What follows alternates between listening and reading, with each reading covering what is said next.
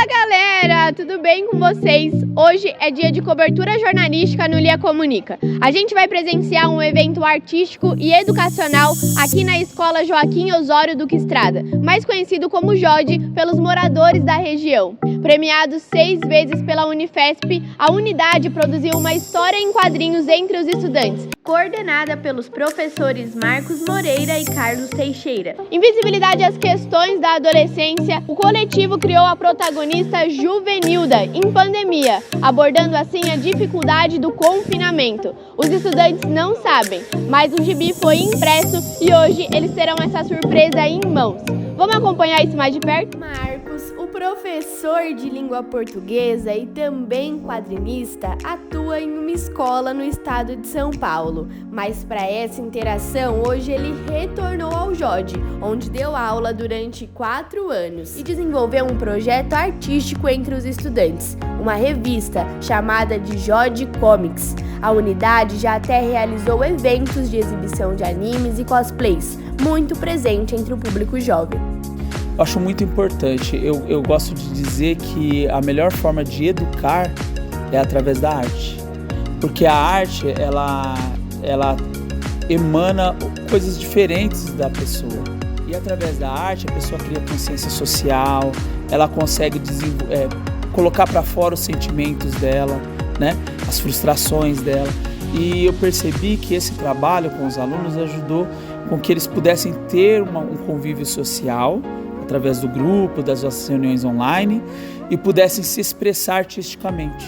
Durante a pandemia, o coletivo conversava pelas mídias digitais e desenvolveram um trabalho ilustrativo. Em Juvenilda Confinada, a protagonista representa seus próprios criadores, os adolescentes em meio ao confinamento.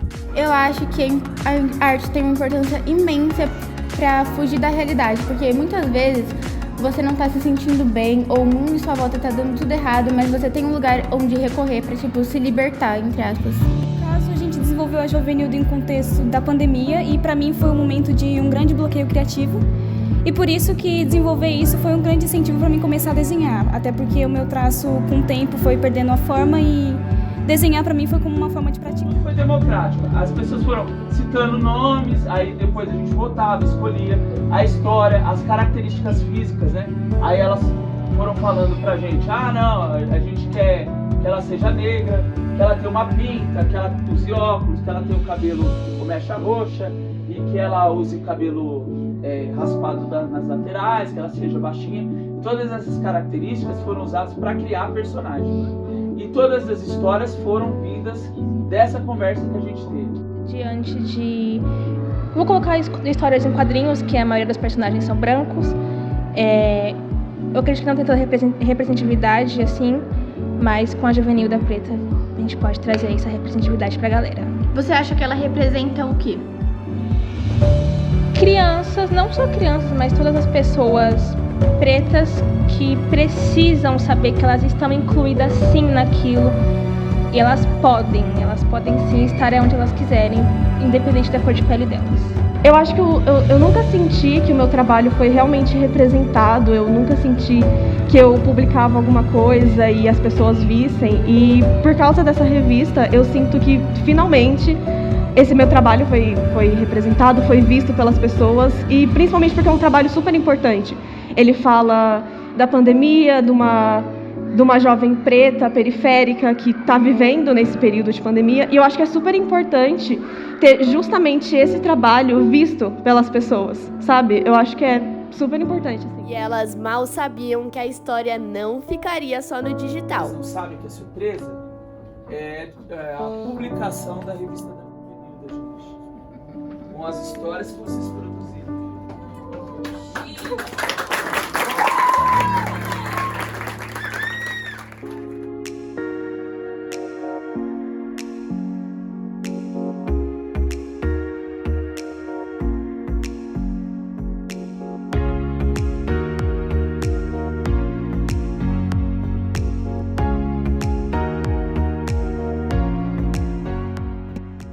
Que a gente tem, problemas com sono, a pessoa que troca, né, o dia pela noite, baixa autoestima, variações de humor,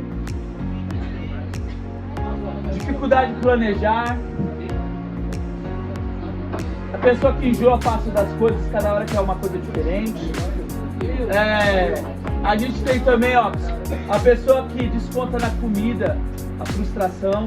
Pensando na abordagem desses temas, a cientista Sabine, que estuda o comportamento adolescente, se interessou pela revista e pediu aos jovens que sugerissem novas ideias do que viam e viviam.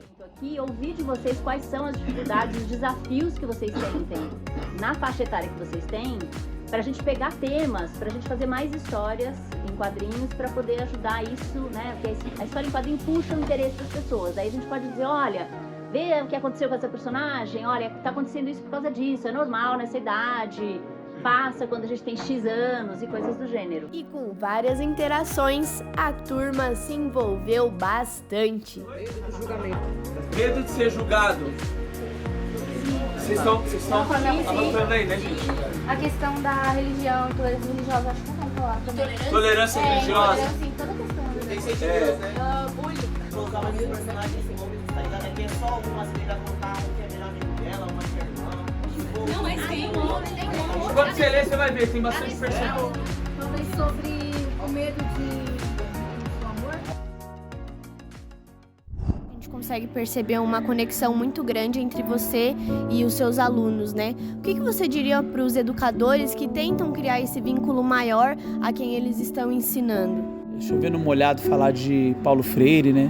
Da ideia de uma educação não só emancipadora, como uma educação que tem um envolvimento emocional, né, com o aluno, né? Ele pregava isso, né? Ele apregoava a ideia de que a gente tinha que ter um relacionamento para além das matérias que a gente ensina com os alunos, né?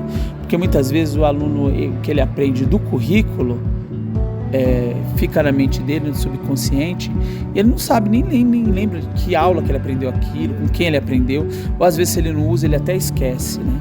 Mas o aluno ele vai lembrar do projeto que ele participou na escola, né? Da amizade que ele tinha com o professor. Aquele professor dava aula assim, fazia tal brincadeira, né? Você lembra daquele dia que teve um evento na escola? Então essas coisas ficam na memória, moldam o caráter e ajudam, né, o estudante a encarar o mundo que eles têm aí para frente, né? Depois sair da escola, né? Então, a ideia que a gente tem é não só de ensinar, né? Porque o professor também, ele também é uma retroalimentação, né? Ele ensina, mas ele também aprende. O aluno aprende e ensina. Então, na verdade, o professor, ele media o conhecimento e também ajuda a moldar caráter, né? Que eu acho que é o mais importante. Eu acho que a escola tem esse compromisso de não só de ensinar, mas de criar cidadãos. Hoje foi dia de cobertura no Jorge! Nós temos a versão online, né? Que vem, inclusive, com todo um estudo voltado para situações que foram apontadas no quadrinho. Porque a gente tem o Jovenilda Confinada, que falava da questão da adolescência, e tem Soltando o Verbo com Jovenilda, que é um trabalho que tem uma demanda diferente sobre as dificuldades dos adolescentes, né? E tudo isso pode ser visto no portal adolescer.info. Então, acho que na postagem você vai colocar o link, né? Então é só acessar o link. Se vocês tiverem dúvida, esse projeto ele é feito inteiramente por contribuições, né? Por interação entre os jovens, professores e aqueles que produzem o material lá na Unifesp. Para todo mundo que quiser, o link vai estar disponível aqui na descrição. Acompanhe essa história incrível produzida pelos estudantes e pelo professor Marcos Moreira. Muito obrigada, professor. Obrigado.